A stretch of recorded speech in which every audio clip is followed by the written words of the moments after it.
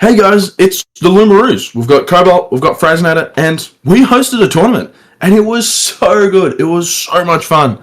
And we got everybody, as best we could, to record the games for you. And we're going to show them to you. And commentate. We might even put in some input.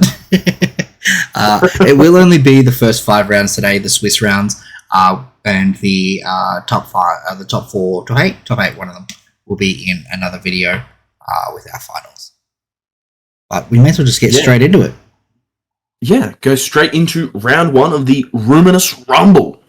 All right, the first one we have Frasinator versus PKM and more. Yeah, well, starting off straight with commentating my own game. But don't worry, I can't remember what I even had for breakfast, let alone my plays in this game. Alright, now we're getting ready for our first shuffle up to get started into the games. Now, we will be watching these at a faster pace just to go through them a bit quicker. There is a fair bit of time in some games that is spent thinking, and yeah, it just makes things run a little bit smoother. And for you legends out there watching this in now 4 times speed, hope you can keep up. Was that a Wingin? I think I just saw a Wingin. That was, yeah, we were just able to catch it. We caught a Wingin from PK and more, so we can assume Solar on this side of the board. And with a posthumous playmat, potentially a Solar versus Luna matchup. We got a bit of Discord going. It's okay. Good job to the recording person who changed tabs. That may not be commentating this game as we speak. And I think we missed the dice roll, so we'll see very shortly on who is going first. Man, hand shuffles are so much funnier at double speed. It looks like it is going first. Setting one in Nebuleo. Nebuleo, so we're expecting Solar here. And, ooh, a Celestia. Do we take it? Yeah, the Celestia. There's a chance we leave it for a Leo Bryant? Yeah, it looks like we are leaving the Celestia in the deck. We are running. And that's just a pass. Only 3 attack on the Neb. Yeah. Hopefully this back row is protected. We're starting off with a Cyanectar. A powerful opening Alestral. Searching PTA, one of the best counter-ins in the game. Yeah.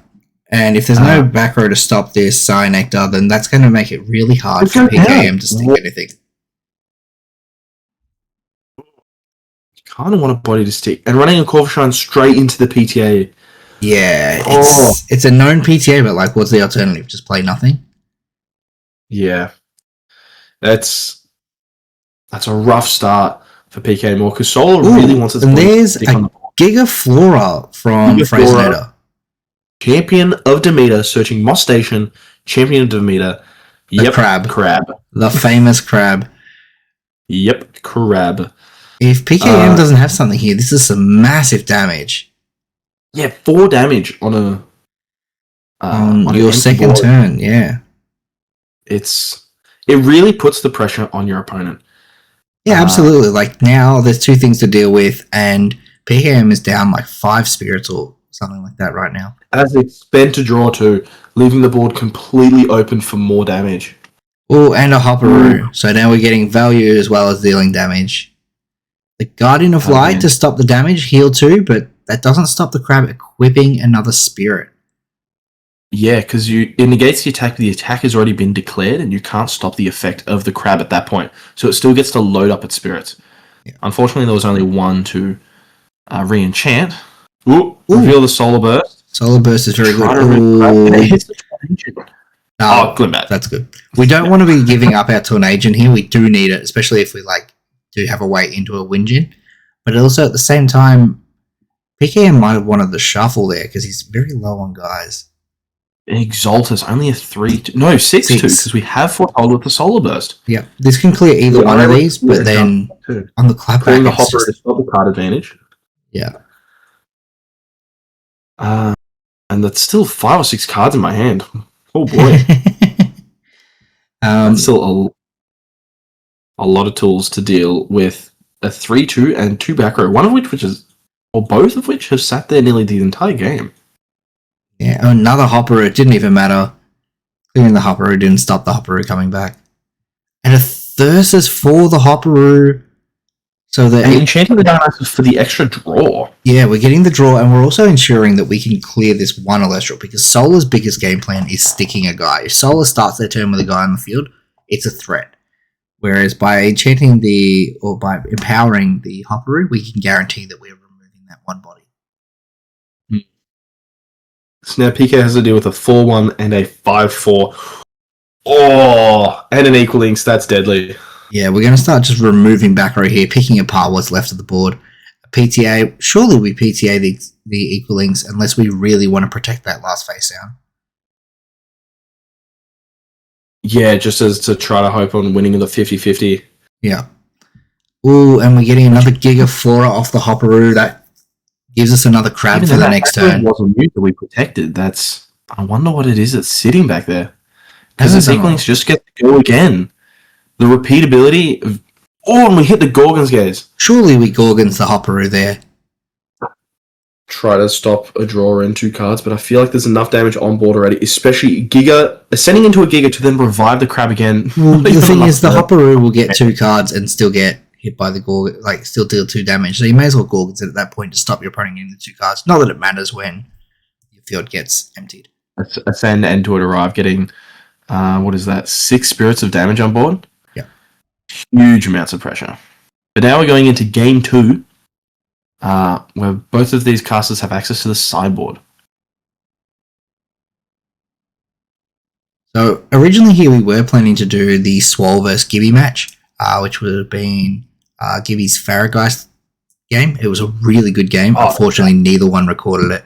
And that match did actually have a Farrageist hit the board. Tragic. To lose that footage.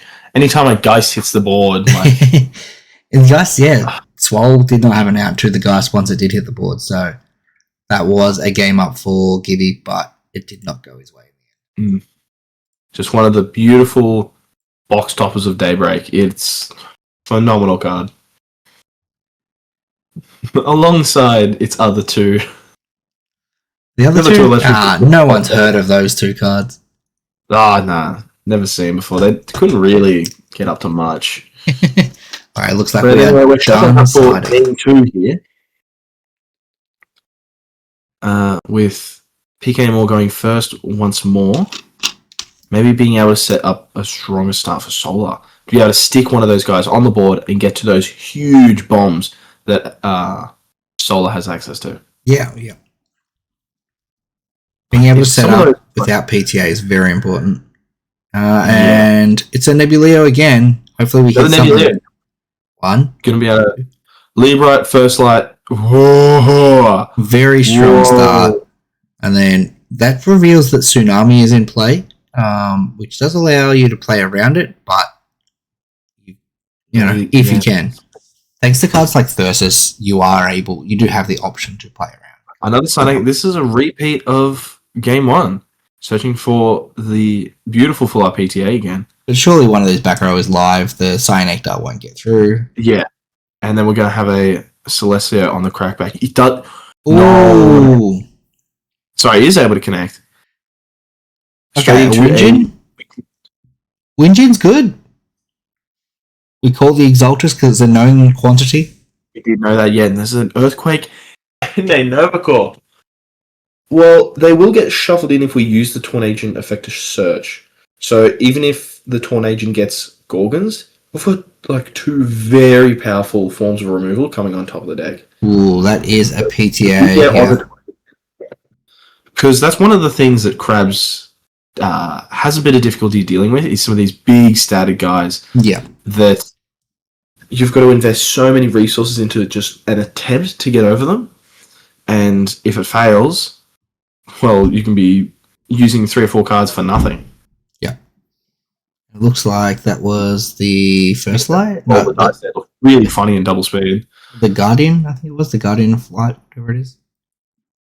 No, it was the Novacore that got out of scene. Oh, the Novacore, sorry. Yep. Ooh, and the Madness 2 to try to daze the Torn Agent. Just to protect the Cyanectar. 30 coins. Ooh, and a No Stone Unturned. Is this for a crab? It's got to be with an open board. Yeah, we get the crab on the empty board, and we're just pushing in again. Just a very early 4 damage. Ooh, Guardian of Light is very helpful. This is another Guardian of Light to try to save on some of the damage. Crab is really good at being able to even the spirit differentials. Like I had to pay 3 and 4 to try to protect myself against the Tornadian, and then while station threading 3 damage right back, it keeps it even for these expensive counter runes. Absolutely. Yep. All right, we've seen the Glimbat off the top, and that gets us into the temple, which means we can Nova Core and just wipe this board out. Very good opportunity to clean up. Can completely wipe the board. Ooh, we're gonna Madness here, paying off the crab just to like save ourselves a spirit. It's basically a free Madness, stops the Nova Core attacking. And this Cyanectar has been here the entire game. Absolute champion.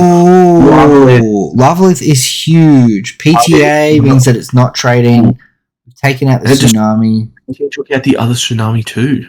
Surely you chain the Tsunami there. Oh my god. Solar's board completely broken down. Yeah, and now the Cyanate does enough to get over the Nova Core. Yeah. Surely we Tsunami there, right? Yeah, that Tsunami would have saved a fair bit of the board save. Switching the Nova Core to the 6 defense. Yeah. Also with the PTA, both of them down to the 4 would have been a very different game otherwise. We've now got the Plucky searching for the Apollo. It's far too late in the game to be. Yeah, it's far too late in the game to set up again by searching Apollo and stuff like that. Especially with a Feloy, the defensive stat of Plucky does nothing here. Yeah. And now a Nova Core attempt to try to find more answers. Guardian Light P-Box is good. There's a Corvashine. Corvashine's nice. You can at least block an attack. Yeah, until they re-enchant under the Feloy. And there's a Cyproc to a 5/5. Premium stat line. Both of them threatening will get over the Plucky with no back row found from PK. This is looking rough. Yeah, bit of a rough game for PKM. Solar just not seeing guys this matchup. Not being able to like stop the crab for long enough to set up a board. There's the call showing though, the 5 defense. Have to you find a way to plus the 5. Re-enchant the Corvus Shuffle, if you will. No, I was going to say you could re-enchant one of the Earth guys with another Earth Spirit, and that gives you a 6 to be able to get over the Corvus. Although we have to anticipate that this is a Guardian of Light based on their foretells that we saw in previous turns. Yeah. Oh, not that matters. Guardian of Light doesn't stop you attacking your own guy into something bigger. Madness acting as the 1-cost removal spell. It's so insane when you word it like that. It is a 1-cost removal spell. Yeah. Incredible. Ooh, re-enchanting the Cyprong. Yeah. Sort of acting as double duty for if a potential dense fog, even though we haven't seen it. It is the Guardian of Light. It looks like we're choosing the wrong card to Guardian of Light, though, because if we had chosen the Cyprong, then we'd be able to save that extra spirit, yeah. But yeah, still 2 5 attackers for Solar to try to deal with. Not the easiest thing to do. There's a Hopperoo too, so it's going to be more cards on top of 4 damage with not much. Another Guardian, oh my god. Once again, having to stop one of the 1-drops. I don't think that matters. It is all over, and that is game 2 complete. Crab's just showing force, just dominating. Yeah, showing intense pressure through the Spirit deck. That if trying to remove your opponent's threats before they cast them by removing their spirits that they to pay with it. Yeah. Wow, insane. Oh, I put a little bit of warning there. Got to kick the chair back up. You got that low rider chair.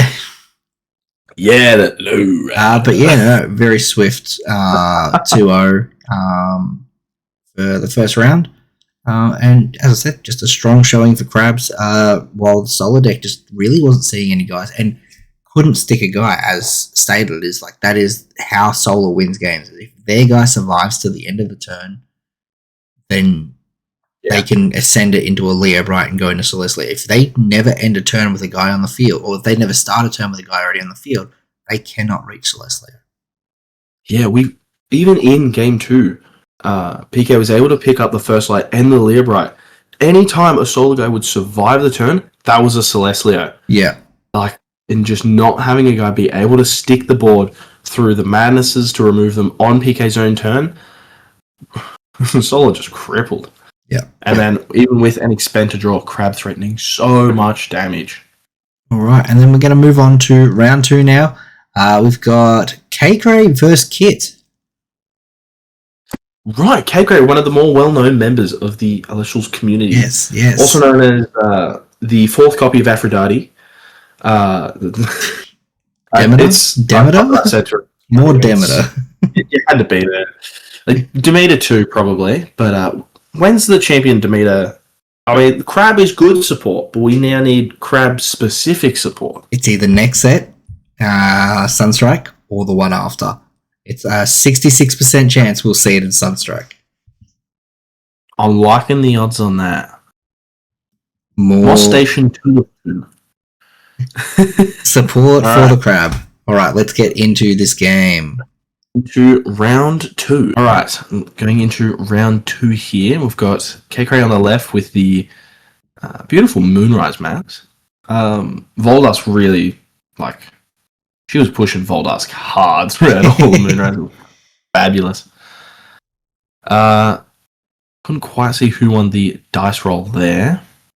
No, not sure. And we've got Kit on the right with is that a Vanguard mat? I think that's a Vanguard mat. One of 5 in the country, I believe. Yeah, 1 of 5 players, that is, for Vanguard. I don't know how many mats there are. Oh, God. All right, looks like K is going first. With an expend to draw. Ooh.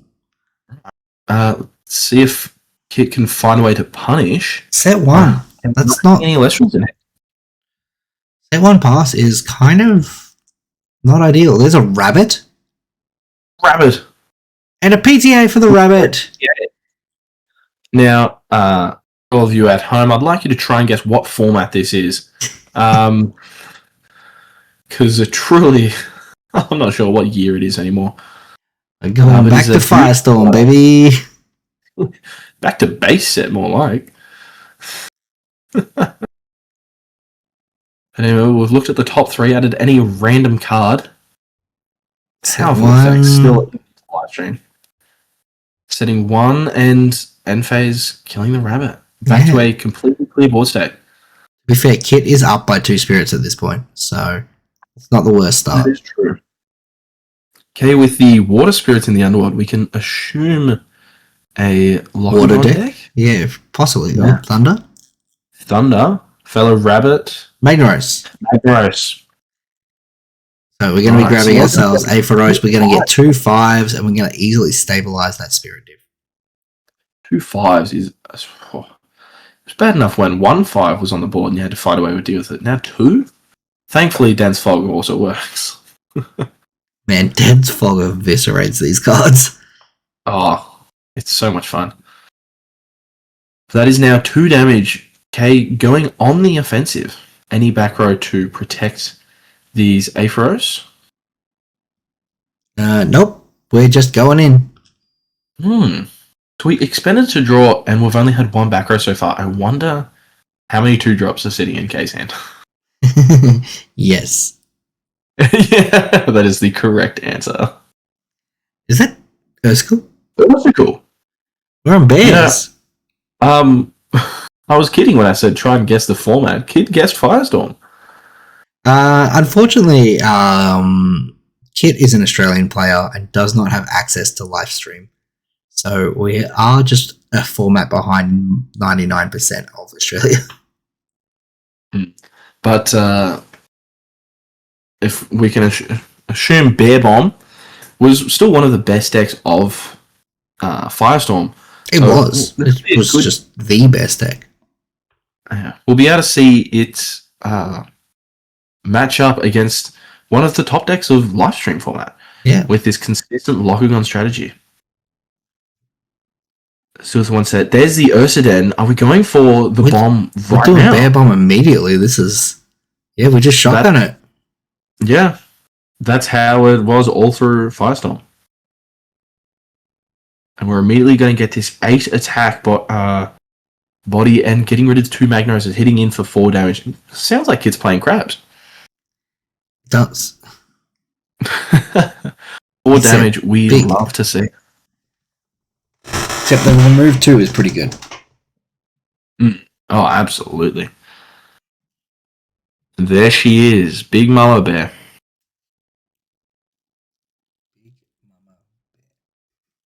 Wonder how Kay is feeling right now. No back row to try to protect the board.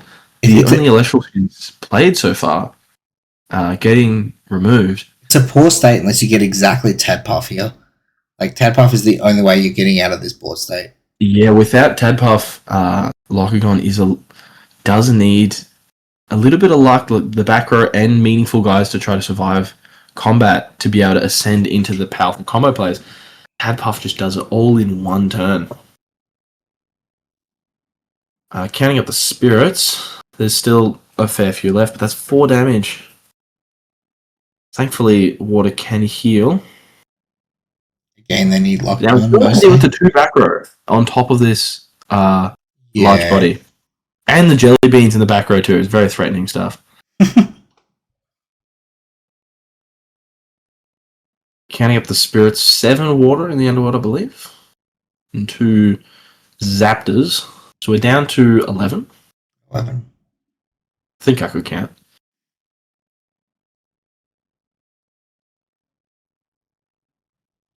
Alright. Tadpuff, otherwise it might be a Foamy to try to find more of these pieces. Yeah. And try to set up the combo. Uh-oh. Expend to draw? Ooh, here it is. Oh, into Tadpuff. Tadpuff, we're back. Right, we're going for combo player. I imagine this is an Ascension, unless there's a Gorgon's Gaze by Kit to try to stop the Ascension.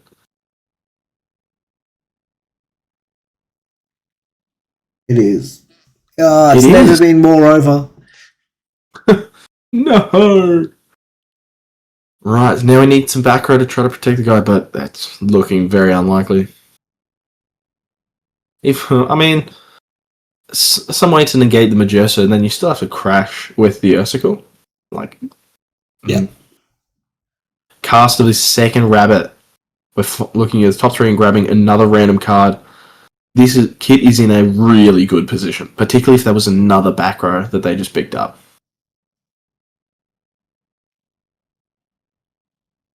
No back row on K's side. Yeah. It happens. Sometimes your opponent sees back row, you see none, and it just doesn't matter what you do at that point. Yeah. Just hope that game 2 and 3 go better. Oh, and an Amber. I mean, bomb. Once the bomb has gone off, you're not really able to. You've only got. We can guess the list of Cryoverns as follow up for a powerful engine. So, Lockingon might be able to finally sneak in a way to pull that combo off. Just try to keep chewing through some of the back row, trying to put up some form of a threat. And maybe. might combo off. There's a slight chance, but this looks like a commanding position for Kit. Yeah, that was a very strong board. There's not really much you can do about it except for just... Yeah, 4 damage total. 2 hits of 4 spirits usually doesn't lead to a winning 3 board back state. row as well. 3 or 2? Wait. Oh, it was the hand got put down. That's Nectar enough. of the Gods. I mean, finding more combo pieces for an extra 2. This is looking dire. Dire? Anyway. What has Kay got next? Hopes. Dratuga, we heal 2. That's going to mitigate some of that damage. Some.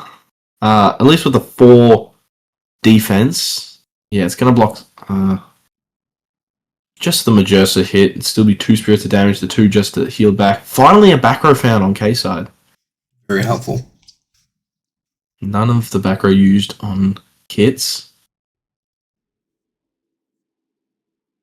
Now Kit just needs to find a way to seal the deal. Ooh, There's enough room one of the most powerful Frost Celestrals out there, that it doesn't even need a Frost Spirit. Why did they put Crazy. a 4 on a searcher? Oh, yeah, it is. Napoon is crazy powerful. 4 Cryoling. So we are confirming that Cryoling Cryovan.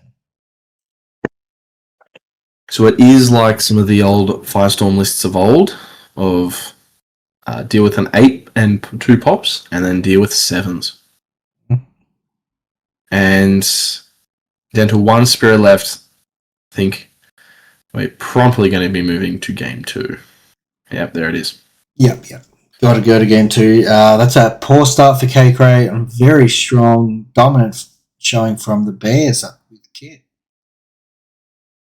Yeah, being able to get that 8 attack stat and hold on to it. Crucial Gorgon's Gaze on the Tadpuff to try to stop that combo. Does get punished by an Aphrodite to search another Tadpuff and special cast that one. Yeah. But then again, you need both locked on to be able to fully achieve the combo there. Yeah. Which, with how Acro K was setting, that might have been possible. K might have been just one card off playing through that Gorgon's Gaze.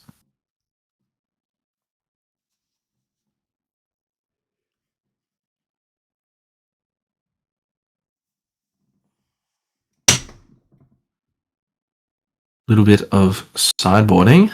We're going to be moving on to game 2 very shortly. Yeah.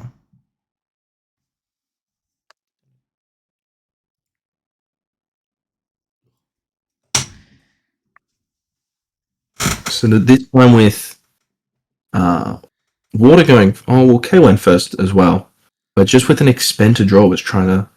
Yeah, you've got to open. Like, Expended Draw is such a good feature in earlier Lastrals. It's becoming less of a good feature in the later stages or in the more modern stages. I still really value it. Just as that you've always got something to do. You've always got a bit of productivity. It's just that usually in the current format, the turns can be so explosive that it just puts you too far behind. And especially when you've got cards like Glenbat or Lycan Form, which are expend to search or that don't even use your spirit action. Yeah. Ooh, makes an expend to draw feel. Blech.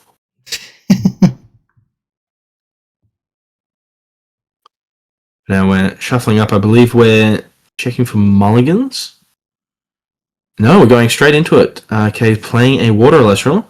Aephros. Playing an Aephros. That's a 5. Do we have... Ooh, we have 2? Or is it now a 5? It's, now 2 5s. Whee. Once again, an aggressive start from Kay. Well, not once again, she had a very defense start. But an aggressive strategy from Kay. A board state. That's now... And it's a rabbit. PTA? Is Stonewall... is there the PTA to try to clear it? Doesn't look like No, it. there's not. Looking at the top 3 and picking any card without showing it. God, that's powerful.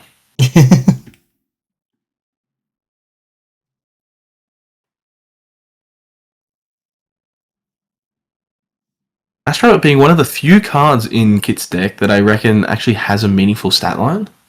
Yeah. Yes, Napoon is decent at 4-3, but that's not a 5 on it. Yeah, in the face of the double Aephros, it is kind of nothing to have a 4. Ooh, we are ascending? Ascending? Are we going straight for it? We are. Aephros, huge. Complete 180 from game 1. And it's a PTA. Into a PTA to try to shut down the champ. Yeah, it just stops it being a threat next turn. Ooh, an Aphrodite? Right, this engine is online. Yep. Everything is moving in the right direction for K, with Kit just hoping that they can find all the combo pieces they need to pull off this bear bomb and put a stop to this madness. Searching another champion, so good chance the base Locagon is already in hand. No, so I think what the play is here is because you know that the champion is getting PTA'd, it's not going to survive the end of the turn. This gives you a second Locagon champ that can summon the good one next turn, the Frostfall one. It means that you don't just lose to, like, everything. Yeah, it is a lot of healing coming through this. There's now because like even if just a few you, water spirits off the locker. it means you We're get a still pop next snowballs turn. around it. Yeah, so you're getting a pop next turn. I think that's very important. Yeah, it is a very good setup, and we now get a re-enchant of the rabbit, another look at the top three, and pick any card we want without revealing it. Was the first one Ursinen and the second one now High Bear, or we still need the Ursicle to pull this combo off? Perhaps it was a Narpoon. Kit just hoping to find all these pieces to pull off the powerful target and pop 2. Set 1 back row, hopefully he's able to protect our rabbit whilst we re-enchant it to find these answers. K only has 1 card in hand. That's all you need. Well, an extra 2 under the Aphrodite. Yeah, the Aphrodite will just search the rest of your cards. It's not a big deal.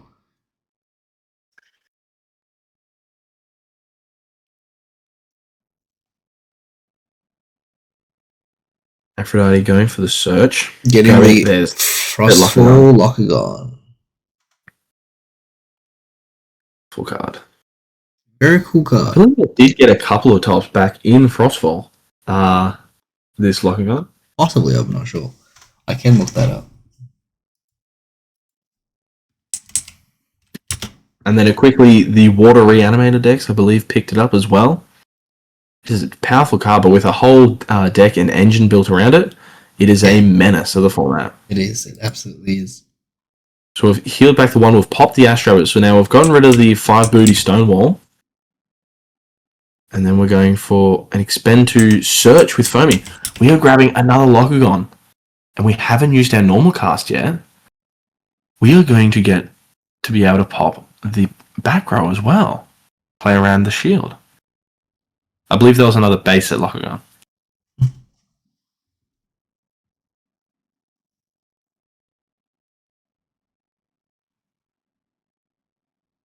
So going for the Ascension over the Aphros. Seems like Kit's just not seeing any Electrals or like any useful. So we're keeping those resources in our hand for follow-up turns. Looks like a Nectar of the Gods. What a good expend to draw. Well, pay 3, draw 2. Yeah. Yeah, never mind. And now we're going to be swinging for 5 damage. 25% of Kit's resources just gone.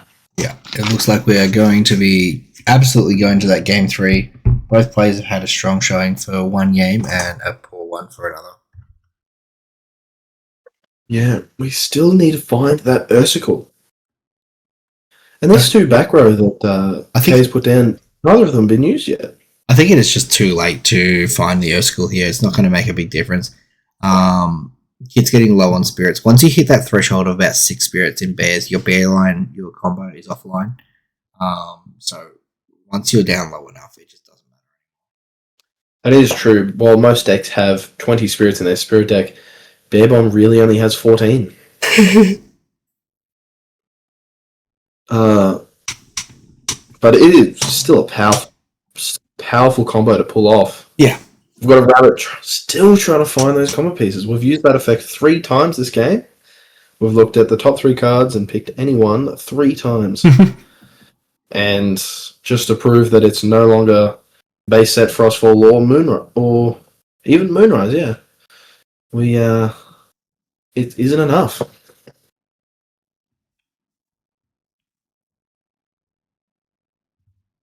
See if we'll have any more sets in the back row. It's just the one. Just the one that wasn't even used last turn. Probably a tsunami or something. In the game 2? True. It is game 2. I don't know why I had it in my head that this was game. Oh, that's double pop? Yeah, double pop. We're going to wrap this one up. That's double pop and 7 damage. After we've already spent so much. I think it was a Shield of Achilles. Wasn't quite able to catch it. Yeah. Sorry, Yellow Glint. And the third back row, K has basically got this in the bag already. Walking back to the car with the groceries. Still got one more to go after this one for that best of 3. Yeah, the all-important game 3, if you will. Yeah, even a bomb doesn't...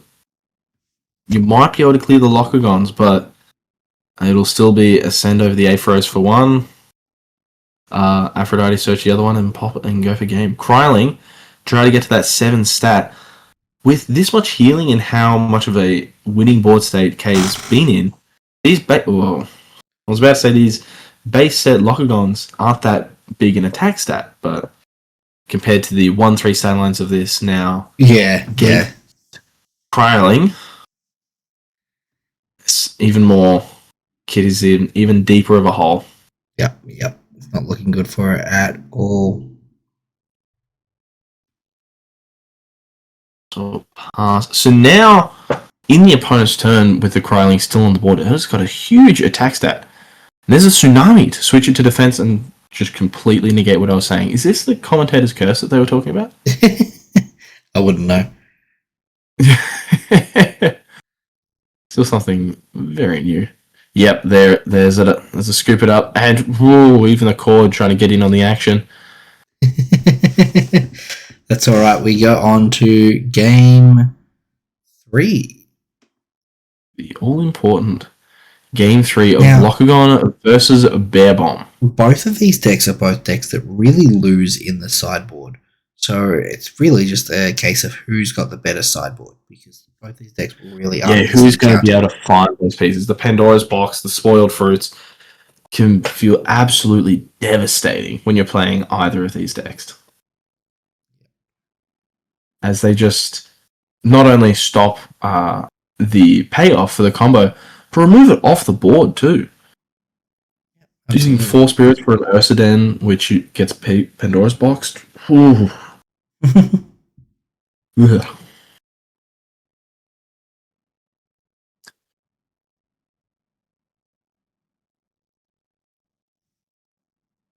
Right. Both casters here shuffled up and drawing their 5. Seeing if we need any mulligans. I hope not. Don't want to have a mulligan this late in. Yeah, a mulligan in the game 3, though, you're much more likely to. Like Kitty's doing right now. Yeah. You've got to win this game. You need to find the good cards. First mulligan is so free in Bears, though. Like, you kind of... absolutely. You'd rather mulligan than not. Mm. Very important for... Worst case, you draw the Krylings, and you're already out of the way set up to having that part of the deck actually be useful. Yeah.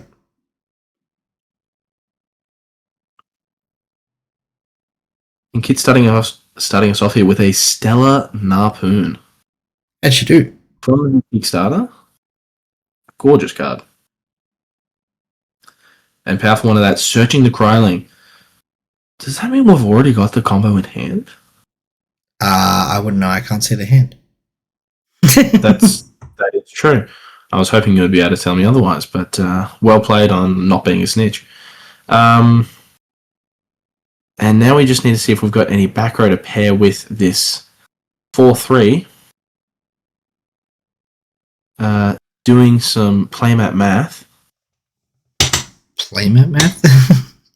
Yeah, well, you've got to tap all the different parts of your playmat. Yeah. No, I did catch on. I got there. And we've got a set 2. Paying to immediately for a Nectar of the Gods. Delicious. And that's going to be 7 cards in Kakray's hand. 3 of them Tadpuff and 2 Lockagons. Absolutely terrifying. Expend to draw. Expend to search. Oh, that's really good. This gets us our Locagon. We're very close to being able to just get all of this online. Homie, an incredible card for the Champion of Aphrodite's deck. Not just pretty much the whole engine. Yeah. Incredible card. Thank you for the reveal of it, MBT. I don't watch reveals. Ooh, and the Majersa sticker too. God, some of the Shadow Stars stickers are so good.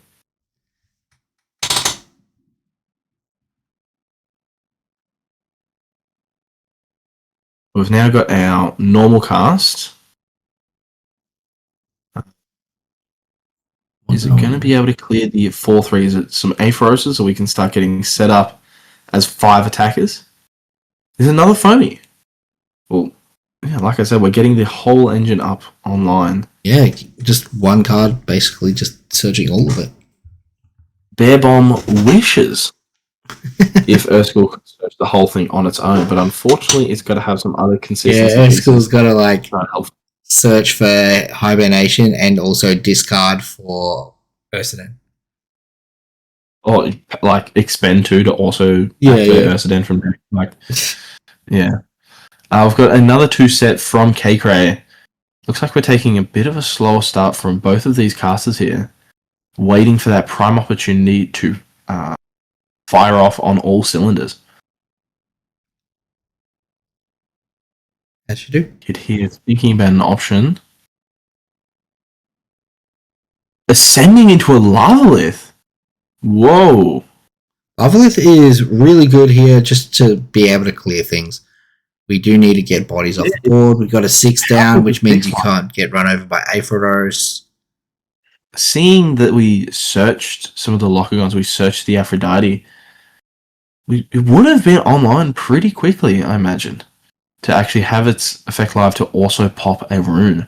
Yeah. Like I said, Bear Bomb really wants good stat lines because it really only has the Majersa and the Cryvers. So just having a good, strong stat line to begin with to try to start chewing that through that back row and make the Bear Bomb more likely to resolve is still always welcome. Yeah, absolutely. And completely commentated through Tadpuff into a Locagon. We are firing off the combo on K-side. Surely we see some sort of back row here that can stop this. The spoiled fruit, honestly. That was very ballsy. And going for the special cast of the base set Locagon into a PTA on the Crossfall Locagon. It's only got 2 attack. No, it's got more than 2 because it starts with 2. Oh wait, the PTA. Yeah, the PTA. Then yeah, possibly. And there's the Aphrodite.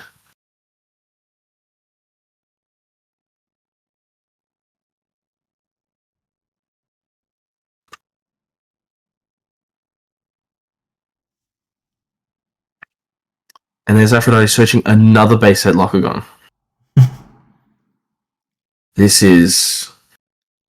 It's a really strong might state. Be able to fire the Bear Bomb off now, and if it resolves, could put it back in a pretty strong position. Yeah, Bear Bomb at any point here is just going to end the game. Yeah, unless there is a GG face down. A Gorgon's Gaze would, definitely would stop it. And there's the payout.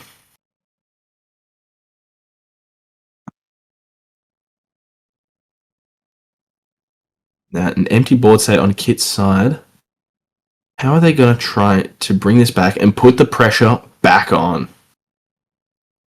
Riling. Fantastic way to do it. 7 attack. Yeah, absolutely. Really strong here.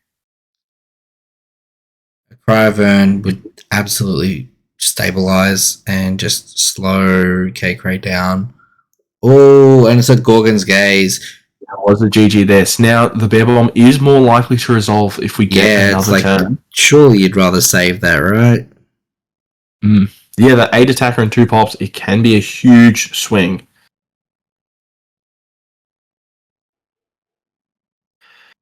And 2 back row now. Hopefully some way to be able to slow down this assault from K-Cray.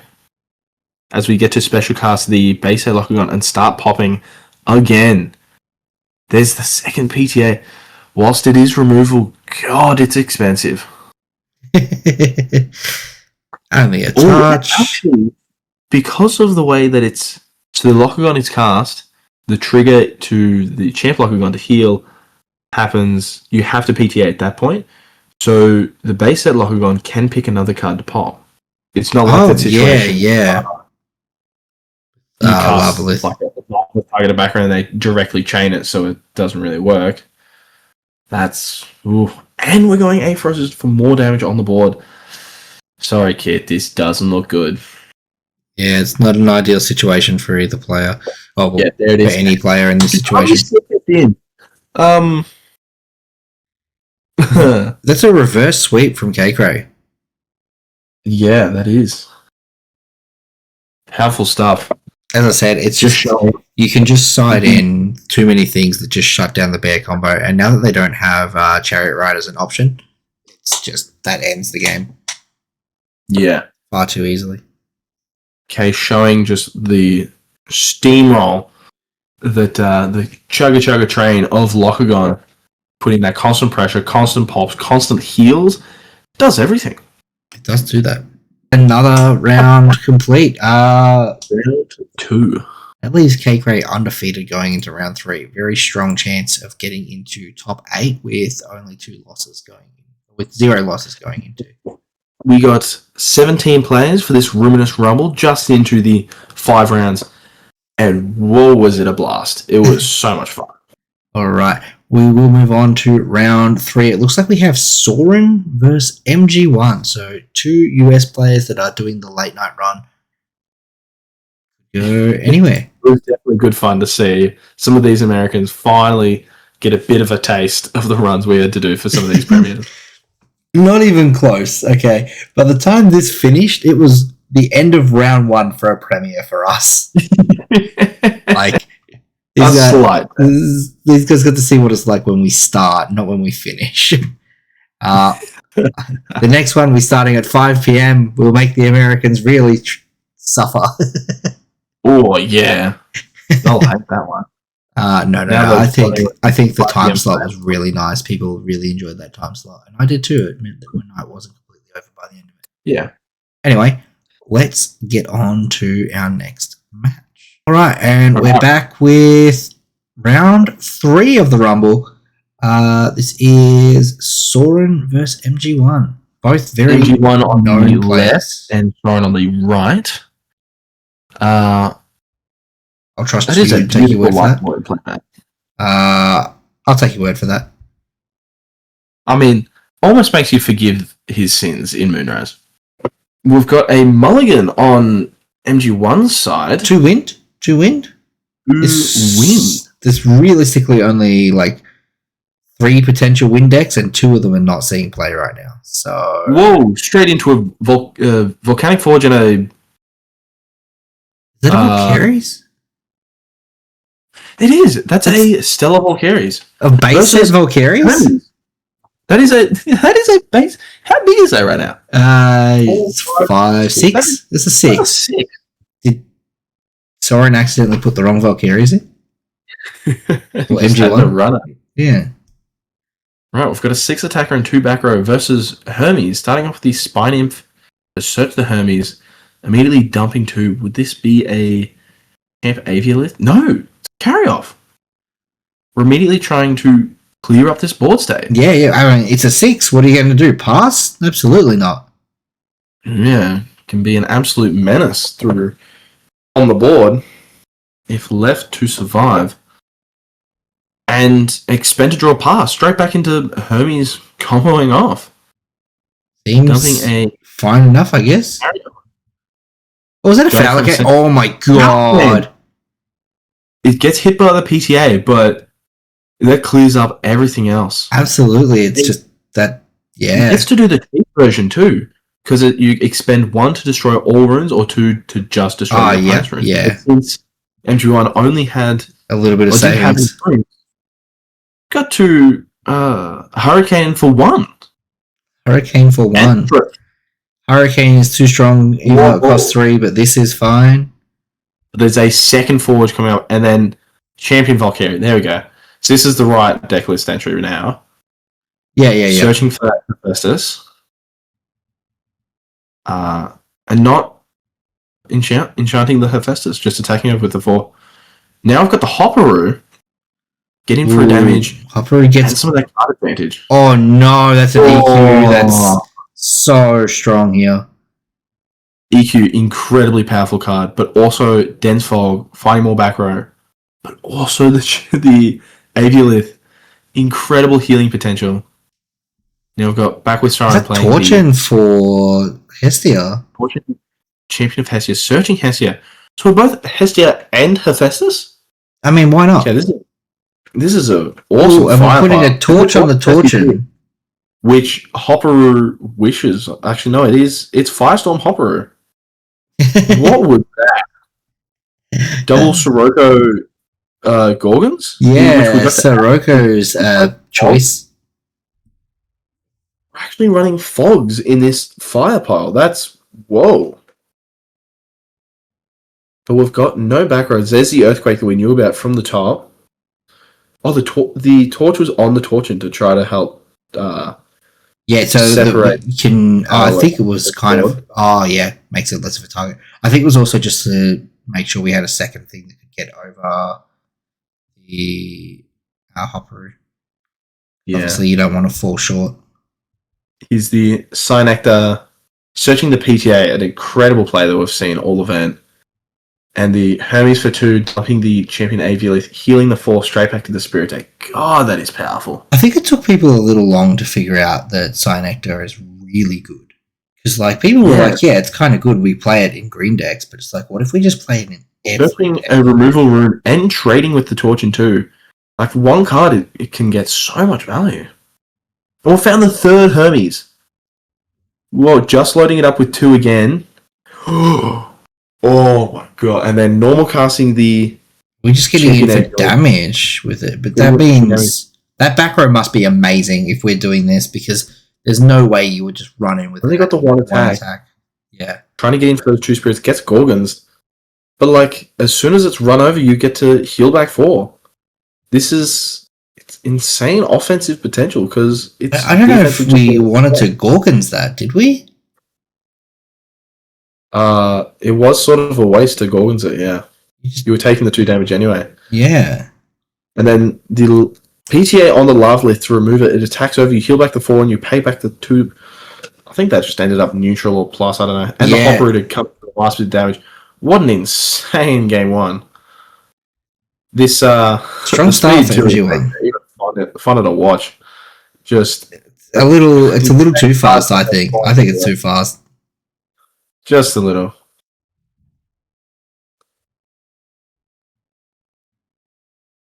Wow, shows some of the power that some of these casters have for a Hestia Hef fire pile versus Hermes. Some crazy swing turns. Yeah. All starting with that Valkyries at 6 attack. I wonder if we're going to see any more of it. Hopefully we can see it do a little more than just show off a number and die. 6 attacker? That sounds terrifying. Well, it didn't really get a chance to like shine at 6 attack. Didn't run over anything. Both of these casters shuffled up. And we will see, I imagine, Soren going first. And another mulligan by MG1. You kind of want to do that with Wind, though. Yeah. Wind, you need to. Or at least with Hermes, you need to. Yeah, just to get that Aviolith more impactful. Yep, absolutely. Unless you draw the Stone Cold Nuts. Yeah, it must be the best hand in the world if you're going to keep it, sort of thing. Yeah. But it's very starting rare with the Full Art Torchin. Searching for that Hestia. And I think it was an immediate pass. No back row to protect this lowly 1-1. I mean, hey, carry off 3-1 stats. If your opponent is normal casting a carry off, I think we take that. Like, yeah, that's 2 back row to protect it. Yeah. Here's the Valkyries again. That beautiful constellation. Not quite stellar, but still, some of these constellation rays really look. Some of them are good, and some of them are just not. Like the water ones, I'm not a fan of. But also, more importantly, we need the constellation Hydrake. But now we've got the Hestia going for the Warmite as well, reducing the carry on down to 0 attack. It was getting run over. And now the Volk is at a 4, 5, 6, 7 attack, 1 cost. 7 is good. We're doing Hermes here for 4, immediately shotgunning it to dump. Are we going to be going for the pop again like we did? Yes. trying to clear up this board state so that Hermes can get through. And then expending to draw? No. No, it was the Earth for the carry off, and then normal casting a Champ Aviolith in defense, 7 booty, and setting another back at 3 back row and a 7 defense. Yuck. Sounds pretty solid. Gummy to get through, especially with the heal 4 as soon as it hits the underworld. There is, whoa, I believe that is the Stellar Warmite champion of Hestia. It seems to be, yeah.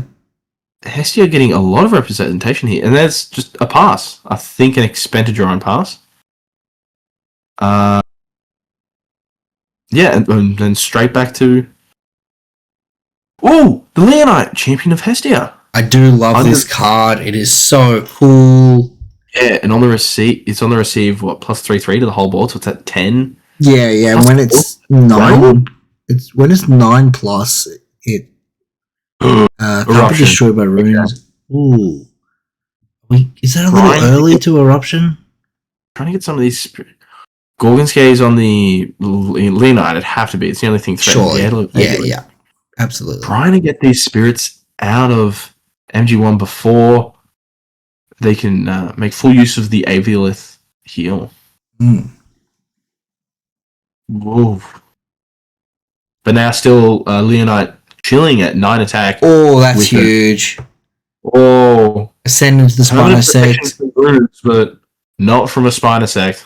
Yeah, Spinosect will just clear this. And then I think MG1 might be able to bring this up 2-0. And healing 4 off the Aviolith. Incredible. Enchanting to the Hermes and immediately firing it. Dumping another. Oh, so many spirits being recovered here. Incredible. Yeah. Oh, he's out. He ran out of winds to heal. Wow. Unless that is a Hestia's half, this Spinosect is going to just do so much damage. Yeah, 5 attack over the 4 attack. Whoa, is that an island of it? No, that doesn't. It's a Folly Forest. Yeah, why not? That is the half. We're going to next 6 the Spinosect and just remove it in our opponent's turn. The half, putting the damage back on MG1. Have we got a trickery to get around it? Hopefully. You'd want to hope. He's got enough back row. What is that? Is that the trickery? There is a trickery. Oh, filthy. It was a misenchanted Feloy. Was. Trickery. Play around the Spinosect crashing. Cycle it back for a Chip Aviolith in defense. So we're getting the heal for later. Why did that Earth go back to the Spirit deck? Don't know. Judge? MG1 doing a little cheating here. I don't think either of us played enough Hermes. Maybe that's how it works. Let's have a look. For now, we still have to deal with 3 spirits on this Warmite. And still 2 back row of MG1s to deal with. We've got the Leonite in hand that we knew about the whole time. PTA on the Leonite. Okay, so this actually brings the Leonite down. So he gets his +3. 8 can be destroyed. Which can search for an artifact and boost its power back up to the protection threshold. Oh, yeah. Okay, so yeah, we put the torch on it. Yeah, that's 10. Huge.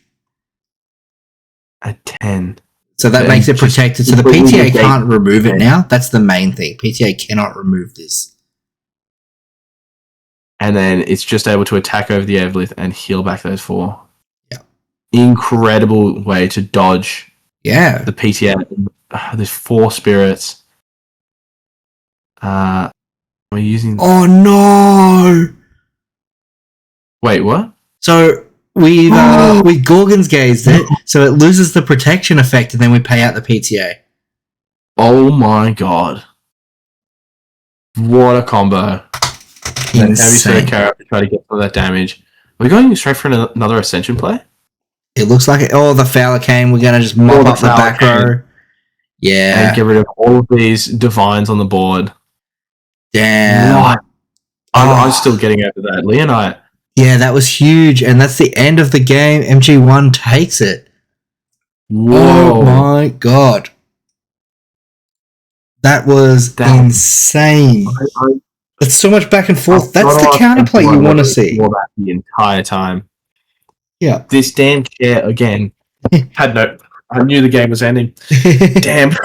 Like, that is the counterplay you want to see. You want to see that back and forth in just like, here's my guy, he's immortal if he's big. And it's like, okay, well, now he's not big and he dies at the end of the turn. It's like, okay, well, I'm going to make him big so he's still immortal. And then it's like, we're going to turn off the immortality. He still dies. And it was all at points of 1, 2. Yeah. He got up to the 10 attack, like 9's the protection, and drops down to 8, back up to 10, and then using the 4 healed off the Aviolith to pay for the Gorgons and for the PT. Oh, very well played. Incredible. Well played by MG1. Yeah. Whoa. You've got to feel confident going into that. I don't know about that trickery thing, though. Healing one. The one spirit doesn't matter there. The game was decided outside of that one spirit, but it's still very curious, that one. We'll take a look into that one. Yeah, phenomenal shot. And now for round 3. Yeah, on to the next round. Round 4. We've got Kit will be back with the Bears versus Cobalt, who could be on anything because Cobalt Sanderson. I think I've heard of that guy. Cobalt mentioned. Yeah, mentioned once again. Now let's see if we can get this space shuttle into the atmosphere. What? Stratosphere, even. What? The Kerbal Space Program. Just roll it. Now into round 4. Cobalt Sanderson versus Kit, getting the second showcase. Yeah. Now rolling the dice looks a little bit funny at the slightly turned up speed here. Was that a 3? That looks like a very poor roll. That's I have a feeling this Bear Bomb deck is going to be able to find its pieces faster than you. What do you mean? My pieces is 1 card. 1 card combos? Wow, okay. Yeah, Yu-Gi-Oh players. Yeah, am I right? Alright, now these casters are shuffling up now. We'll see if they're Oh, we haven't done the die roll yet. Have not. Or we have. Maybe I'm just we're just talking about it. Is that 7? 7. It's blurry as. Potentially more than 7. Potential, quite possibly. You know, statistically, I have a feeling it was above 7. It was. Yeah, he's going to start here with the Narpoon. Narpoon as an opener is just insane for this deck. It gives us the bear. Trying to refocus the camera. The most powerful one of the most powerful Frost Celestials in the game is that Narpoon, searching for the Ursicle. So that's already 1 piece of the combo fan. Now we just need 1 more. And it's 5 or 6 copies of the other one. All right. Yeah. And 2 back row to try to establish the board. It looks like an Ambrosia in the hand. Ooh, expend a draw. Very uncomfortable when your opponent has already established an ice draw. 2 cards, the perfect number for Majersa to pop. It could go straight into applying a boatload of pressure. Yeah, but do you want to run Majersa into 2 back row? Oh, apparently we do. We're going with the Ursicle. We're attempting to find the next piece of the combo. The Gorgon's Gaze. All right. This could be very punishing, but we are just hoping that the opponent does not have the 2 cards needed for the combo. At the 3rd back row. There's only 1 card. Back row. No stone unturned. Getting a golem. No stone. We're searching for a golem. Which Golem? We are grabbing... Lovelith. Lovelith is very nice here. Yeah. Lovelith has always been nice. Lovelith has been nice since Frostfall. Lovelith was... Yeah. Thank God for that man list that put him to 1, because with him being at 5 copies, I could see being insane. I think Lovelith can come to 2 quite safely right now. I reckon he can come to 6. We need... But once again, Tale as old as time since Frostfall really is Lovelith and Gorgon's Gaze. But now it has to deal with this 6 attacker. And Bomb is not known for its large guys. Yeah. Expected draw. Trying to find an answer. Small playmat math. Oh no, we've drawn it. Yes, it did. There goes the Lovelith. It's over for the Lovelith. And Kit's about to take another strong early lead. Unless Kerbal Sandwich has got another Gorgon's Gaze, this Majersa puts Kit into a terrific position. It's a PTA paying off the Lovelith. It's probably going to get destroyed anyway there. So we are just... Yep. This is still a massive swing in damage, though. 7 damage? And getting rid of the 2-drop on your board? Or 6? 7. We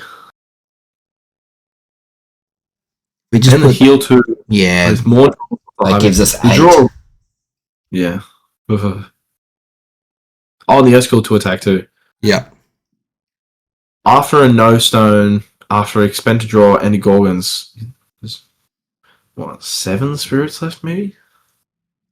Double Ambrosia, that changes the math a little bit. Probably like 11 or 12. Now we can see why Cobalt has played nothing this whole game. Just sitting on 2 Ambrosias. It's the best card in the game. I'm sure somebody said that. Looks like we're going to just change over one of those spirits that we're getting back off the Ambrosia here before we actually start doing any more plays. Was that a quick changing of the spirits? It's alright, nothing else had happened yet. Ooh, we just wanted the water to play around what we're reading as a tsunami here. Water Enchanted Crab doesn't do a lot of damage. Does get a thing off the board, and in this situation, it also means that it would get the Earthskull off the board and force the Harpoon into a trade situation, but instead it just baited out a shield. It's just a very strong board for Kit here. The second Harpoon now, since the Bear Bomb has already gone off, we're now going for that secondary engine of 7s with the Kryling. Yeah. And this is still another 3 damage, was it? Yeah, the 3 damage got taken there. Why there's an Earth. And now probably into an Earth Crab. And it's another shield. 3. Oh. That is the end of the game, and that's another round 1 for Kit. I think Kit had a very strong showing in game 1. As I said earlier, though, it is the game 2 and 3 that you've got to watch out for, where the sideboard comes in. It's where bears really do have a bit of a hard time. I'm playing uphill. And hopefully a crab will be able to enchant another spirit onto itself. Otherwise, we're seriously going to be wondering and questioning your deck choice. No, we're just playing the crab because we like it. We haven't read the effect. Yeah, we just went, yep, crab. You never guess how many times we've had seafood within the past month. But now we're getting ready for game 2 here.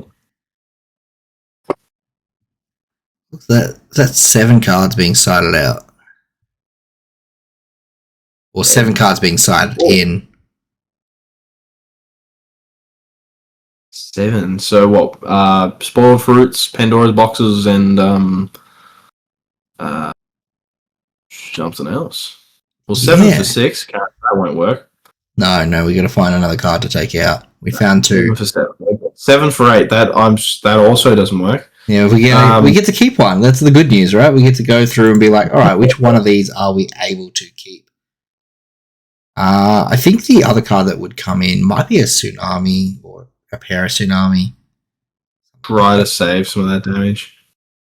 Which the math doesn't work against the Harpoon or the Cryoverns. It's just to try to save that initial push of the Emergersa. Yeah. I mean, if the Majersa hits the board and you PTA it, you can still take a lot of damage. You need to be able to PTA and Tsunami. You don't have. Yeah, even after Tsunami, he's got 13 defense. That's a big booty. It's the biggest booty in town. Doesn't matter what happens if you EQ it. It can be as big as it wants. Yeah.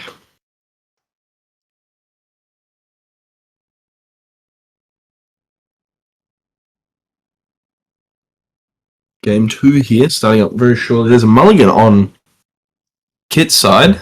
Yeah, I mean, if you're on Cryovern, it's kind of free. Yeah, absolutely. Ever really since Frost has been revealed, there's mulligans have felt okay. Turn 1 Hopperoo. Hopperoo. Okay, so the goal here is the Hopperoo establishes that it's not going to get PTA'd or anything, and there's going to be 2 bodies on the board next time. Interesting to play it in attack position where it's immediately threatened by the Harpoon. That's fine. We have a Gorgons, guys. Harpoon isn't a threat. Hopperoo's not allowed in defense, surely. Yeah, it's just, I'm pretty sure it says that somewhere. Expend to draw by the looks of it. So we're going for the, Boy Forest. Now it's a 4. Okay. This actually creates a really cute board state where the Hopperoo can get in for damage, but the Harpoon can trade, but it has to be on Kit's terms. So the Hopperoo can keep getting damage freely, getting cards freely, and the only way Kit can stop that right now is to trade. Getting the Gigaflora off that is just massive. Gorgon's Gaze and Gigaflora. That is a nasty foretell off the Hopperoo. But yeah, as you said, it's now in Kit's hand on whether to trade with the Hopperoo. Because that's constantly getting in for damage, getting more cards. You have to do it. You have to take that trade. Like, what value is the Harpoon providing? Not as much as the Ash Rabbit, looking at the top 3 and picking any card from it. Especially here, that's right. You can take that trade and then the Rabbit is able to defend you after the Harpoon trades. So this is a prime time to getting some of the damage that Crabs can pump out. Kit's got to be shaking in her boots. To be fair, there is a misplay on Cobalt's side. And search for the Crab. What has Cobalt noticed? One of those sets is a... Oh, actually, no. It's just now. It's only just now being set. I think the misplay is still coming. Okay, this is the Thyrsus on the Crab. This is because we have the read that there's probably a Tsunami down, and this allows us to play through the Tsunami. And get it up to, with the Feloy, a massive 9 attack stat. Whoa. I hadn't even got to mention about the Gorgon's Gaze yet before I get Chains of Prometheus. Windmill slamming the chains, stopping the Gorgons. Crab gets in, does 2 damage, and removes a body. Oh. Chains is huge. When you need to apply pressure and constantly put your opponent on the back foot, Chains is going to be the card that gets you there. Yeah. And then the Hopperoo can get in and grab another card, or revealing a second Chains. Second Feloy, another Chains on the way, saying, you can't stop this. And we know... we know a Gorgons has also been set because it was put to the top of the deck.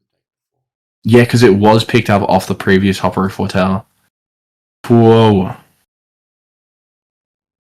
This is, a commanding position for Crabs. Saying there's lots of damage, there's lots of card advantage, there's lots of big stats, and there's a way to stop the Bear Bomb. I feel like Game 3 is going to be approaching very soon. It gets very hard to get through a board of this size. What's that Crab stats at? It's a 9? A 9-5, yes. Absolutely ginormous, but can still trade with a Champ Galaxy. Or a Lavalith. Uh-oh.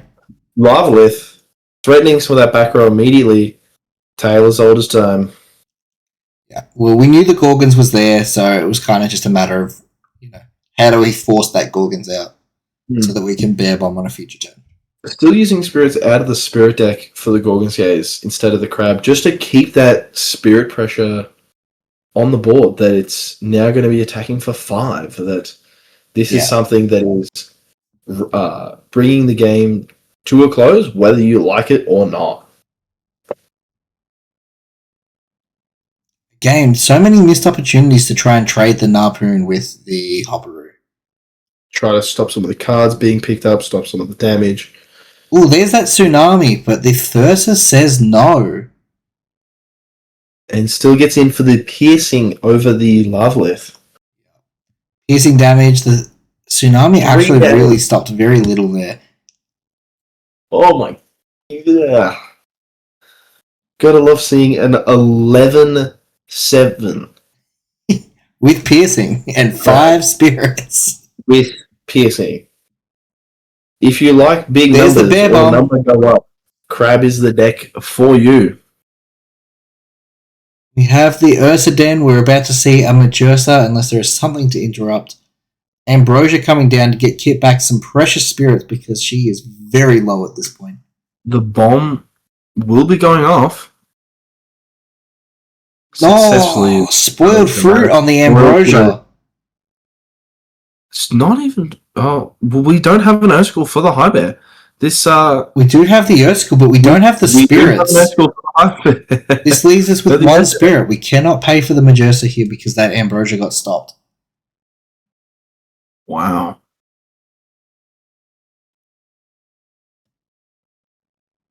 This is, looking locked up for Crabs. Game 3 looking... Very, very likely to be Game 3. This poor Ursicle is going to get smacked for 5 spirits damage through piercing. How can you do that to just a cute little bear? That bear terrorized an entire format. It needs to be punished. You're not wrong there. You are not wrong. The last card is the High Bear. We're going to heal 2 more spirits. That's not enough to bring us back into it, though. No. Unless we can draw High Bear and then a 3rd High Bear. Unless we draw 2 cards per turn. We can't even draw the High Bear because we've gotten rid of the Ursicle. That is a scoop. All-important Game 3.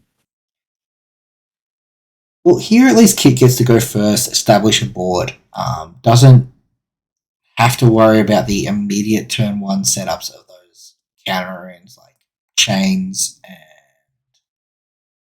Gorgons that can stop her like starting plays and stop her getting aggressive. Alright, looks like both players are done siding and we're getting ready for our last match of the round. We haven't seen many bear decks still being played in the live stream format.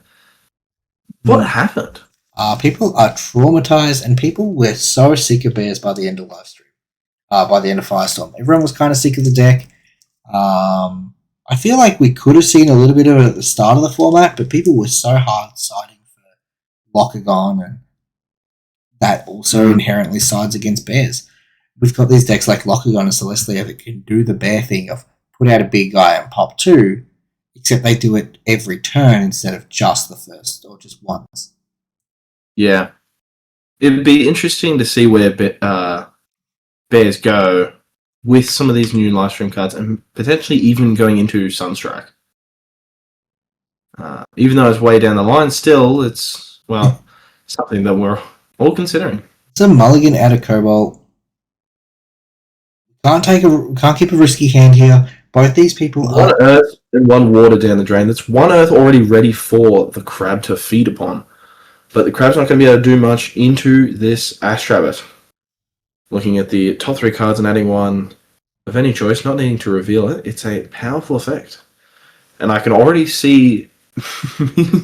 me talking about Astrabbit, I feel like I'm already hitting the Pot of Greed skit of saying this card allows me to draw 2 every time. And that's a Gigaflora off the rip. Gigaflora is searching for any champion of Demeter, including itself, which is quite funny to do. It comes up. It does come up. Sometimes you need those Earth Spirits in grave. The crab is going to go in and attack. It doesn't threaten the rabbit, but still gets to declare an attack and load up on Earth Spirits. And I think that's the most important part there, is just making sure you've got those extra spirits. There's not that many effects of Elestrals that trigger just on attack declaration. That's something that you can walk into with no consequence. It feels so good to abuse. Yeah, absolutely. Because now those extra spirits can be used for the back row without actually having to dip into the spirit deck. Now, re-enchant of the Ash Rabbit, letting us look at the top 3 and adding one. And then we're passing. Now, the downside here is that the crab still can't clear the rabbit, and without like an artifact, there's no efficient way to do so. That looks like no stone unturned. Looks like we're trying to find a way to load as many Earths into the underworld as we can. That's the earthquake paying off the crab. It's just clearing the 5 stone wall, getting it for 6 damage. Surely there's a tsunami or something. Nope, we're just copying the 6. Yeah. Massive damage here. 6 damage. And now there is only 1 spirit in Cobalt's underworld. We haven't spent a lot of resources. We're making full use of them. Yeah, absolutely. Getting that earthquake for free and then still getting those spirits back again. Insane. We're now going to be reusing those 2 spirits a 3rd time. Incredible efficiency, rivaled really only by some Thunder Electrals, so they're very efficient as well. We've got an Ambrosia here to try to crawl back in after just taking 6 to the face.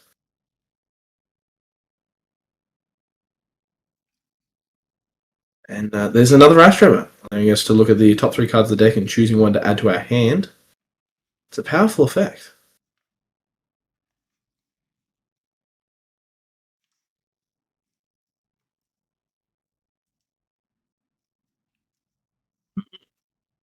Now, do we have any more back row?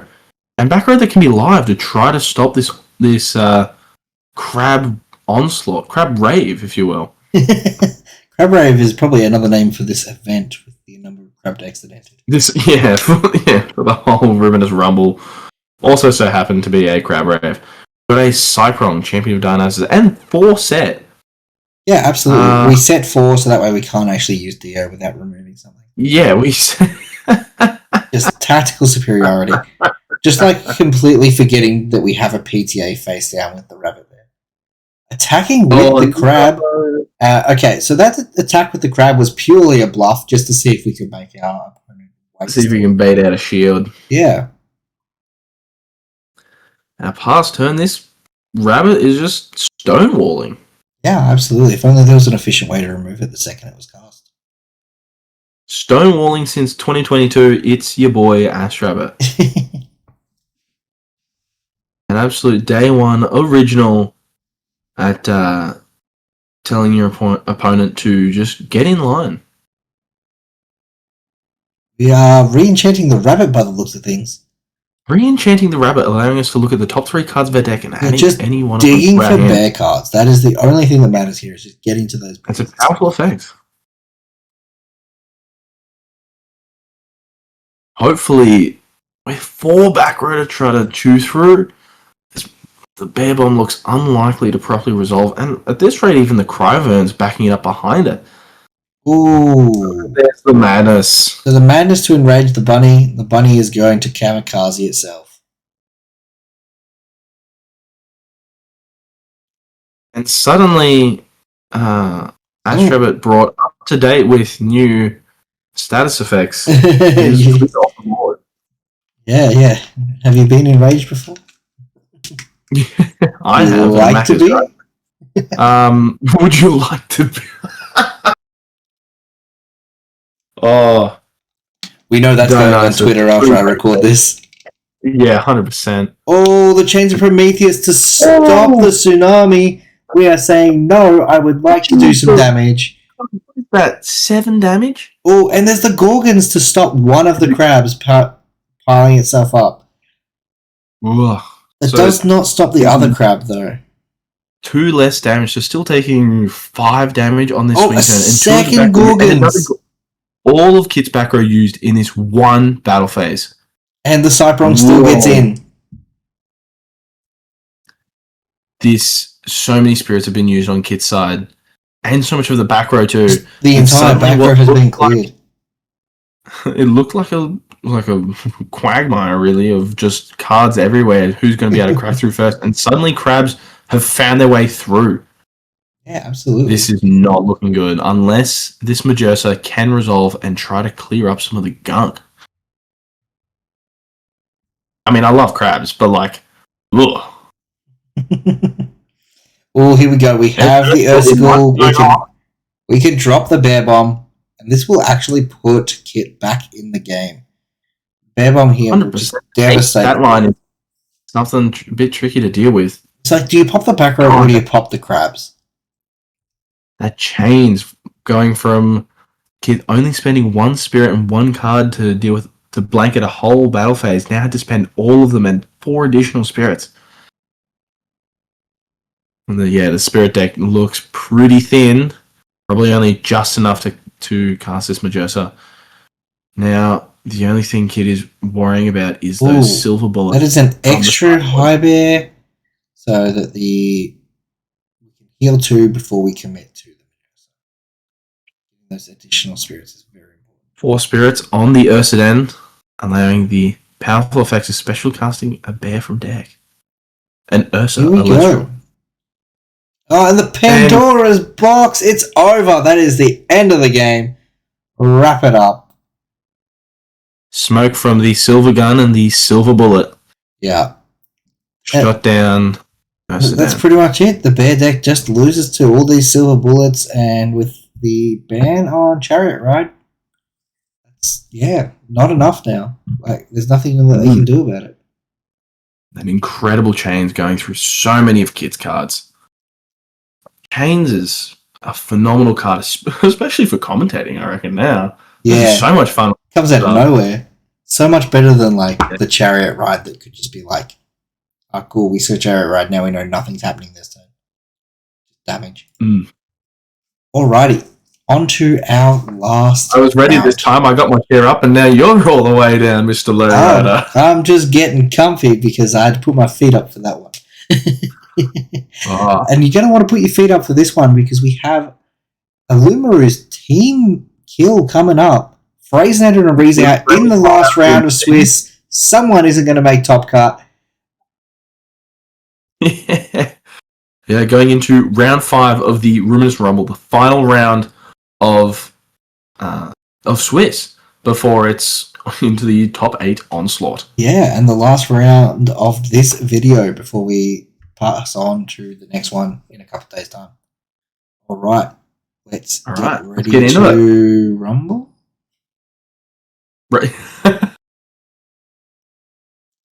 All right, we are back with Frazenator and Rizal, both representing the Roominous in the middle of their field, just to flex that they paid for Clash. It's a free game, you fools.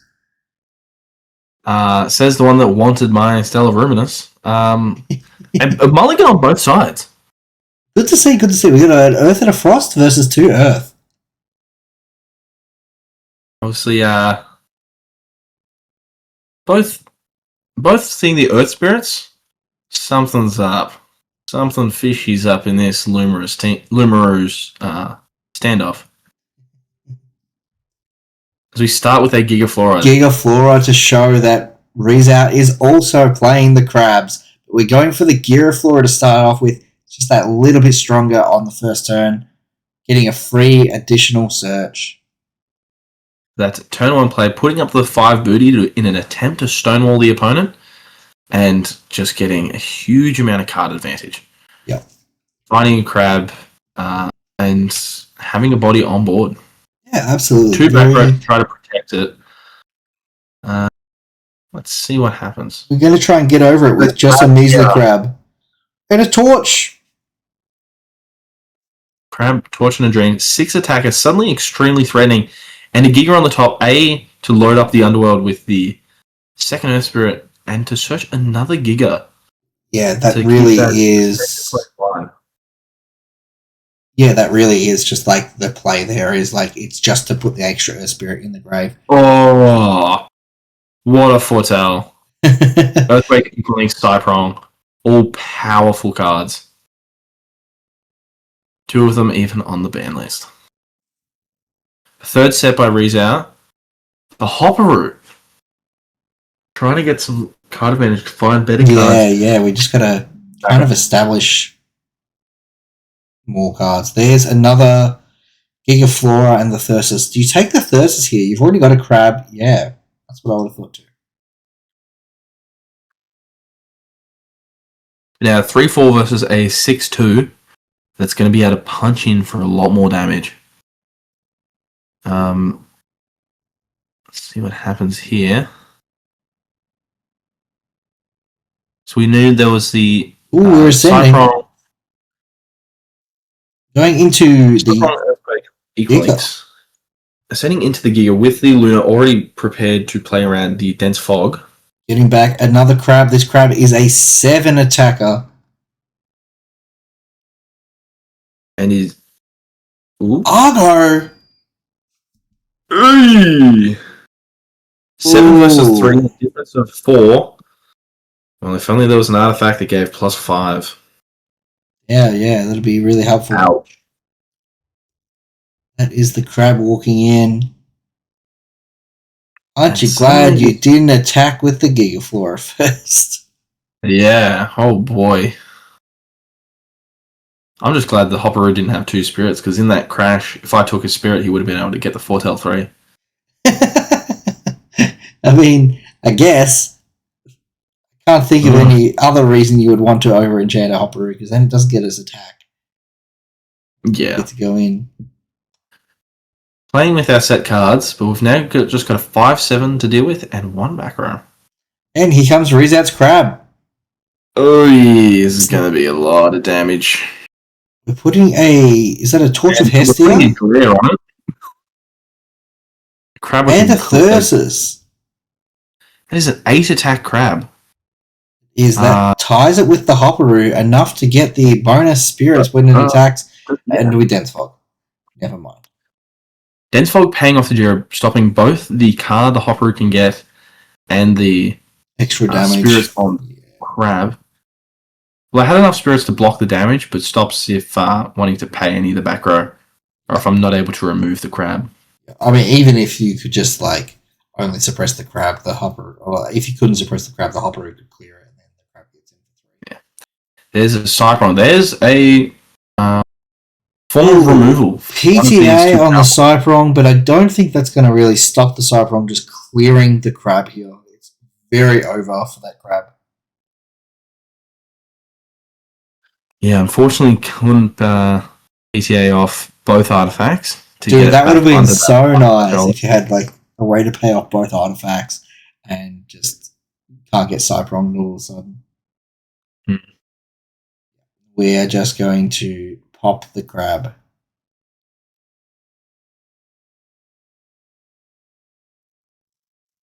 Still an 8-4 to deal with. And there's the Earthquake. Was that necessary? Well, now we could have been burning more of our opponent's spirits. Because this is a mirror match. I know that if you can run out of guys quite easily, and I was right. Expend a draw. Expend a draw. We didn't pay out the PTA. It seems like we either forgot or just didn't have the spirits for it. And the PTA too wasn't paid out, and there's a scoop. Probably after realizing the non-payout, especially with the Crab, is putting on a lot of damage, especially after an expend to draw.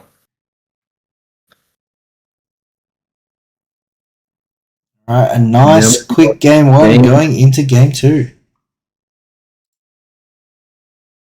Now it's seeing how much of our sideboard was for versing against each other. Yeah. Well, I mean, you've got to prepare for the mirror, right? Yeah, it'd be Cryblast for hitting the Crabs just with 2 defense. Tsunamis to make full use of stopping lots of attacks.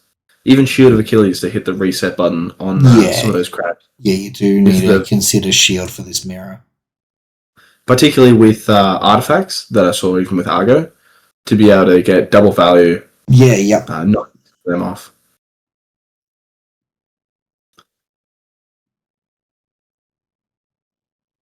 So there's quite a fair bit in the sideboard for it. Or at least a lot of overlap with some other decks, which is... Yeah, I think Shield is the only one I'd really be a bit iffy with because it doesn't really have a good play into any other decks right now. But a card like Dense Fog is an easy come out. Yes, we don't need the Dense Fog as badly. I feel like there's probably other things. Depending on who's going first, you don't need the Gira Flora. Yeah, that's true. Oh, the 5 is still kind of nice for stopping crabs, though. For forcing them to use some of the artifacts, in which case then the shield is able to help knock off the. All right, we're mulling with two hidden information. Here we go. Both Earth. What a surprise! Krabby's already ready to go. I'm going for the mulligan.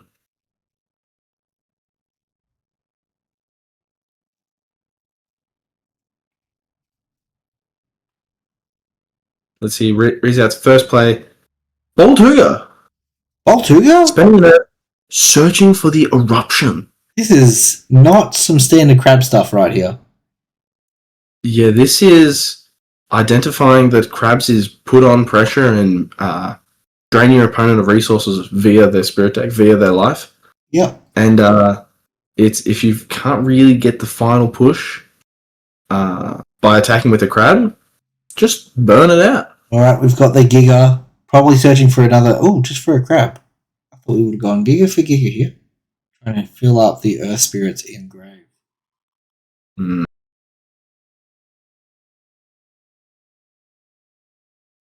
Never mind, we have the No Stone. There's more of the Earth Spirits with the No Stone, searching for any golem. Really flexible in this deck with multiple targets, i.e. searching Lavalith. Frostfall has called, and once its best foil back... and there's the Molstation. Do we have an artifact to... We don't, and it's just stonewalled by the Boltuga. That's alright, we still get those spirits. That's still an extra card that we can play for free. Starting to slowly build up those resources and try to find a crack in Rizat's defenses. Ow. You're talking about Lavalith, but once again, the tail is all the time. Gorgon's Gaze, the Lavalith. Every single Lavalith we've seen for this event has been met with a Gorgon's Gaze. I think that is true. And then Eruption off the Lavalith, so we're not wasting those two Fire Spirits, getting a little bit of damage in, just really reducing the crabs. I mean, I would have had to try to deal with that 6, but that is still Rizat's 2 Fire Spirits, burning me for 5. Yeah. So, big swing. Still pretty good value. There's the Madness on the Boltuga, forcing it to walk in and attack the crab. Unfortunately, that looked like a main phase Madness. So that way we can stun the Boltuga by the looks of it. So that oh, wait. Yeah. Oh, okay.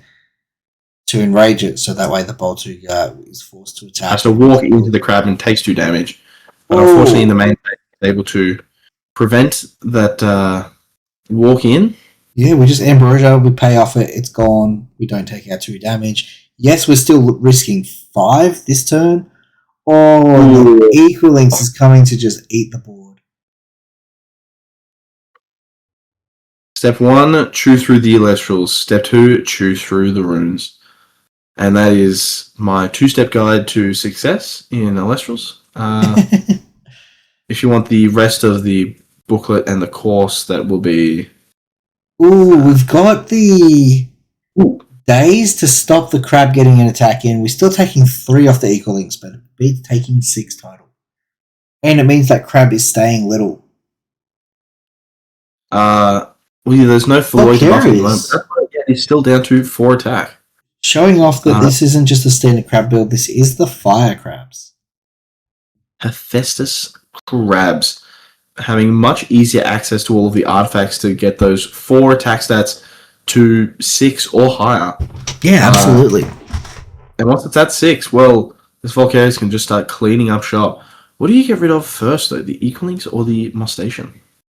You have to get rid of the Equalings. The Mostation isn't doing a lot with its low attack, whereas the Equalings can keep removing back row. The Equalings can remove the torch, and then the crab can just trade and just get in like 6 damage. Yeah, absolutely huge. The Equalings is the threat. It's also got the extra spirits on it. Or we can get rid of nothing and just copper shield. Artifact falls off, Volk returns to hand. Yeah. And suddenly there is a clear board for 6 damage to come marching straight through. Yep. Very, very strong shield. Crabs turning 1 spirit action when 1 cast into a lot of damage. And there's the Feloy to solidify all of these powerful stats. Moving that hef and just getting in for some big damage. For 6 damage with now a 6/5 Equalinks. And we scoop. All over. That was another quick game. Just a 2-0. The Crabs showcasing their abilities for the 3rd time today. It's such a shame that we did have very limited videos we could watch. And, with so many people playing Crabs, all we could do is watch crab matches. Yeah. Although, for us, we aren't complaining. Crabs showing off the powerful ability to get a foothold of board presence and advantage and fully drive it home, dealing as much spirit damage as it can. Yeah. And that is the end of round 5. We can look at our top 8 players here. If I bring up the leaderboard, we've got Bo in first place going 5-0. Just dominant force. Completely undefeated. He did not drop a single game all through Swiss. Yeah. Absolute madman. A Phrasenator on 4-1 in second. The only loss was to Bo. Just crabs, just doing crab things. Dooms in third. Another Lumaroos player making the top cut. Swolax in 4th place. Another phenomenal player. Getting top 4 with that 3-2 ratio. Greasy in 5th place, another Lumaroos member, reaching again the 3-2 ratio. Then Cthulhu, K-Cray, and MG1 also on 3-2. And then 9th place, we have our last 3-2, which is myself, Cobalt, bubbling out with the worst tiebreakers in the event. It happens. Bubbling on your own event? How do you do that, man? Winning my own event would have been shellfish, especially on crabs. Yeah. Oh, God. We tried to provide good commentary. I don't think we But did. we give you this instead. But this event was an absolute blast. For those of you asking about when the next one is, down the pipeline. Yeah, down the pipeline there's nothing. Sorry, you're not going to find anything. Nothing's happening. We're going to Vegas. Yeah. We need to save all our resources for Vegas. And I do not mean worlds. We're just going for Pokies. We're just putting it all on black. We'll be in and out in 15 minutes. Will they allow me to bet a box of Alestral's cards? Imagine a casino just with a boatload of boxes ready to give out. They put it all on red. Yeah, here's another one. All right. Or it's I have to rock up with 10 of them just to fund the casino. Anyway. Thank you for joining me. Thank you to all our viewers for joining me. And thank you to the players. Just being such a good outcome for the event. Good support. We were hoping for a minimum 16 and we hit that easily. Yeah. And yeah, it was just really nice to see that people were happy to play on an international time zone, like a lot of US players. Basically almost half of the roster was American players. So that was good to see. And yeah, immediately people were asking for the next one, or people who were watching in K-Cray's stream because she had 80 plus viewers. They were all asking if, just saying they didn't know about it and wanting to get in. And it's like, I don't know, guys. I am sure I was posting every day on Twitter for that last week. So I feel like that's on your. Yeah. Why are you not following me? I put out great content. Sub to Lumaroos, and you'll get part 2 of this, which will be Top Cut, which will be done whenever we can record it and edit it and put it online. Yeah, but that's Swiss of the Thirst, Roominous Rumble. God, this was so much fun. It was a nice breezy event. That's what I really liked about it. It wasn't fighting for worlds points. Winning and losing didn't matter. The only reason I wanted to win was to save myself a box. Yeah, try to keep the live stream in Australia, goddammit. Yeah. No, it was just a fun event. I didn't feel awful when I lost a game. I didn't feel awful when I lost the second game immediately after and was 2-0 going into, or 0-2 going into the third round. I was like, damn, this is rough, but it also just didn't matter. It was like, it doesn't matter if I top this or not because there's no worlds points on the line. And I think that created a much more enjoyable environment, and players like Soren can show up with these fun decks like the Fire deck, which is somewhat competitive, but it's not like you don't go into an event on Leonite thinking you're going to win. Yeah, it was so good. And even the banter in between some of the rounds. Oh, so much fun. Apparently I missed some of the best stuff during the finals when I was commentating with K. Cray. But anyway, we'll get into that in the next video. Thanks for watching, and we'll see you for the next one. And sub to Lumaroos, or at least to Cobalt. Or even to Words. I think that's a thing. If you haven't subbed to Words by now, clearly you're not gonna. Yeah, yeah, absolutely. Alright, toodaloo. Adios.